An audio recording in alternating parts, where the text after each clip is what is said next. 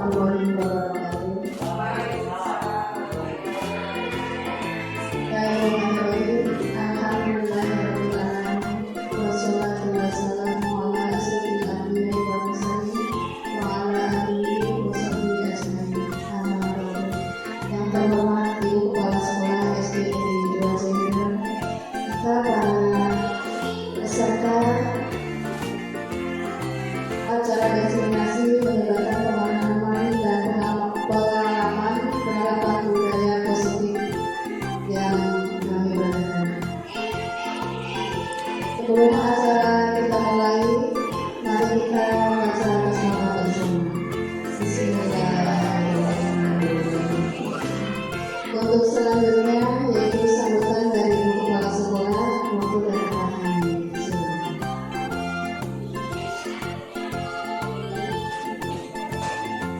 Memilih, kemudian mencari kebutuhan dasar yang mendasari tindakan, fokus pada karakter bukan tindakan, dan menguatkan fokus pada solusi. Tahap restitusi sendiri itu ada 3. Yang pertama, menstabilkan identitas, kemudian validasi tindakan yang salah, dan menanyakan keyakinan keras. Ketika anak berbuat salah, kita tidak boleh menyalahkan. Nah, kita memperbaiki kesalahan itu dengan cara restitusi itu sendiri. Selanjutnya, perbedaan. Contoh kasus di sini ya, siswa sering tidak mengerjakan PR. Nah, hukumannya, karena anak tersebut tidak mengerjakan PR, anak tersebut dihukum. Misalnya hormat bendera selama 10 menit. Nah, akhirnya apa? Guru marah dan murid menjadi takut. Itu akibat hukuman. Konsekuensinya apa?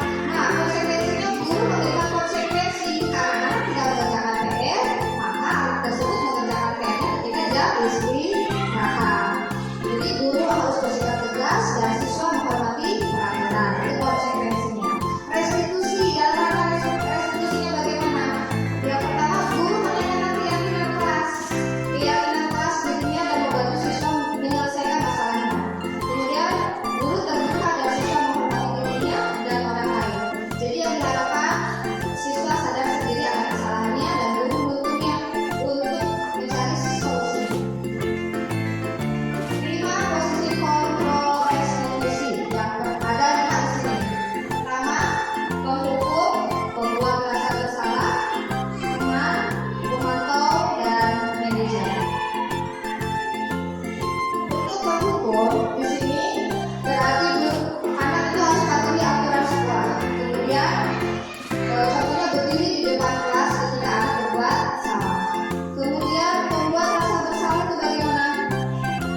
Biasanya diucapkan oleh guru. Contohnya di sini, barangkali guru harus mencari tahu kamu, guru kecewa sama kamu. Nah, yang kata-kata seperti itu yang membuat akhirnya anak itu menjadi merasa bersalah akan perbuatannya. Kemudian posisi sebagai teman.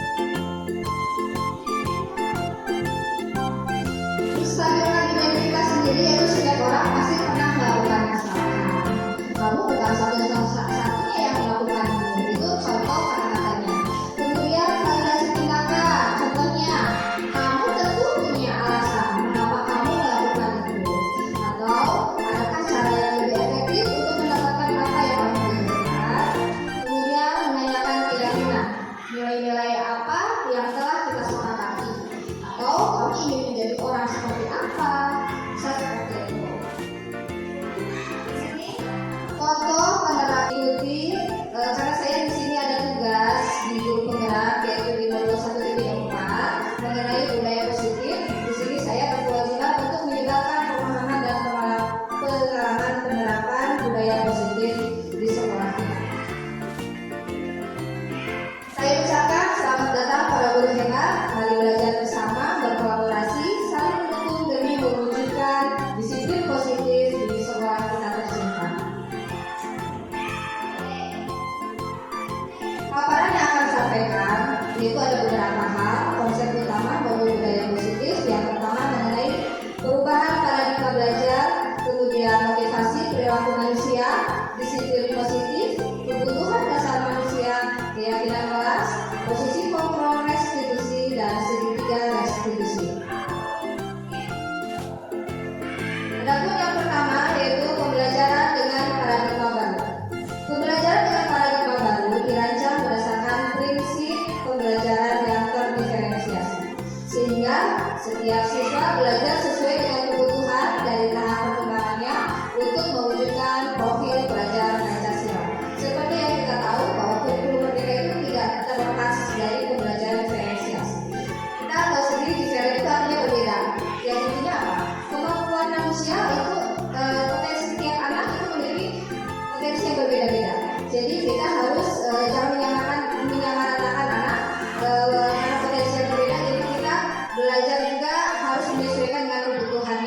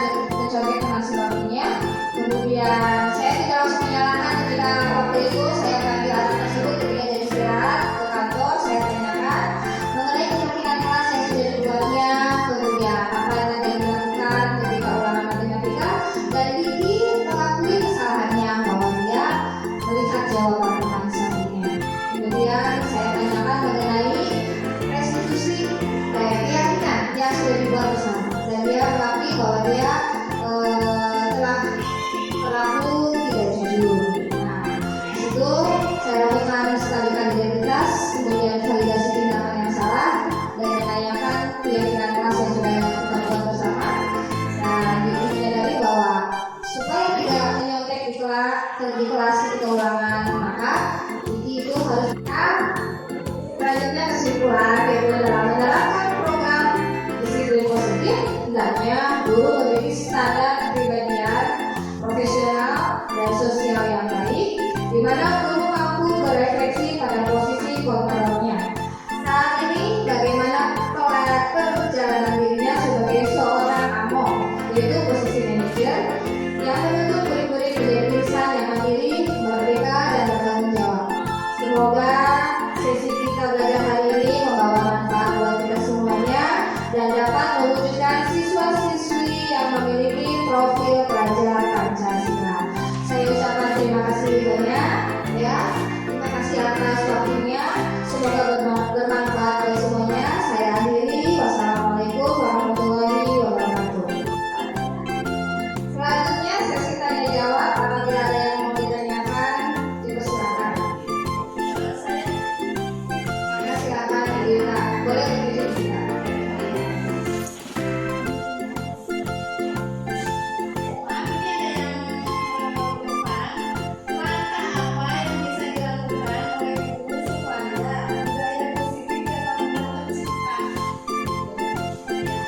Terima kasih kepada saudara Dina. Apa yang harus kita lakukan supaya budaya positif itu mudah tercipta?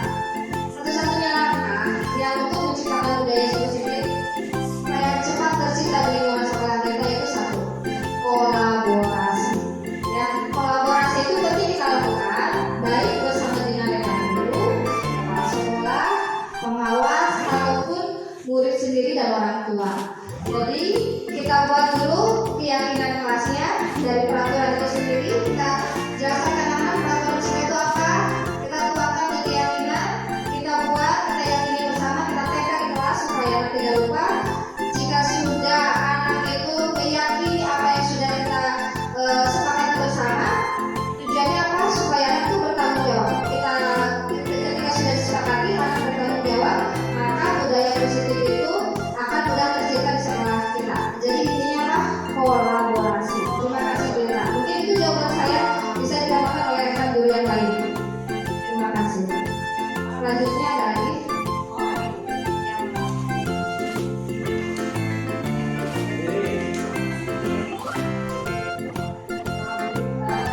Yang mau saya tanyakan, bagaimana cara menghadapi anak yang di kelasnya lebih terdiam? Nah, langkah restitusi apa yang harus saya lakukan? Terima kasih kepada Diana pertanyaannya. Langkah restitusi apa yang harus dilakukan ketika anak di kelas itu terlihat terdiam?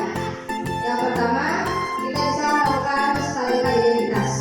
Kita cari tahu kesalahan anak itu apa. Ketika anak dia itu karena faktor apa latar belakangnya? Apakah karena tidak mendapatkan perhatian dari orang tuanya? Dan pasti anak tersebut ketika mendapatkan masalah ada salah satu posisi kotor yang tidak, salah satu kebutuhan dasar yang tidak terpenuhi. Apakah kesenangannya, kasih sayangnya, atau bertahan hidupnya? Contoh kecil ya, ketika anak kita kasus ya anak suka malah temennya atau anak suka makan makanan temennya, itu salah satu cara yang dilakukan anak untuk bertahan hidup. Kenapa? Karena anak tersebut lapar. Kemudian anak tersebut mengambil makanan-makanannya dengan paksa. Itu berarti salah satu contohnya, contoh kecilnya. Nah, berarti langkah yang dilakukan gue cari tahu latar belakangnya kenapa anak tersebut pendiam di kelasnya. Pasti ada kebutuhan dasar yang tidak terpenuhi pada anak tersebut. Kemudian kita lakukan validasi tindakan. Apa yang harus kita lakukan? Kita panggil anak tersebut. Kemudian bisa juga menanyakan keyakinan kelas.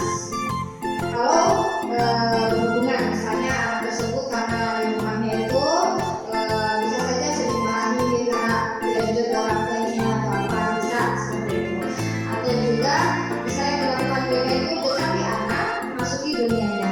Kita BK masuki dunia anak tersebut. Ketika anak tersebut itu misalnya ketika masuk ke kelas anak tersebut main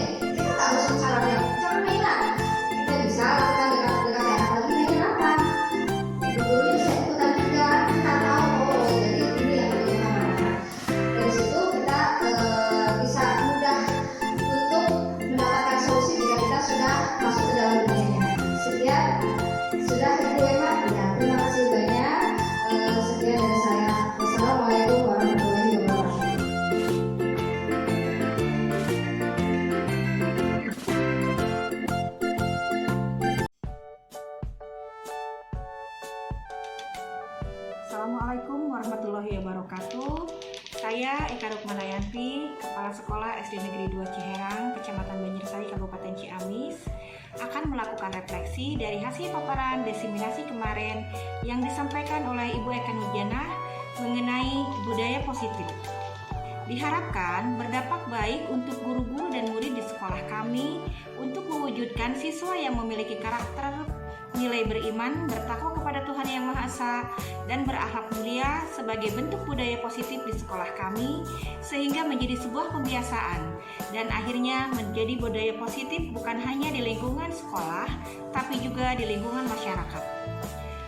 Untuk Ibu Eka Nurjanah, semoga lebih semangat, lebih aktif, lebih giat, juga diberi kesehatan untuk menyelesaikan program pendidikan guru penggeraknya. Terima kasih. Billahi taufiq wal hidayah. Wassalamualaikum warahmatullahi wabarakatuh.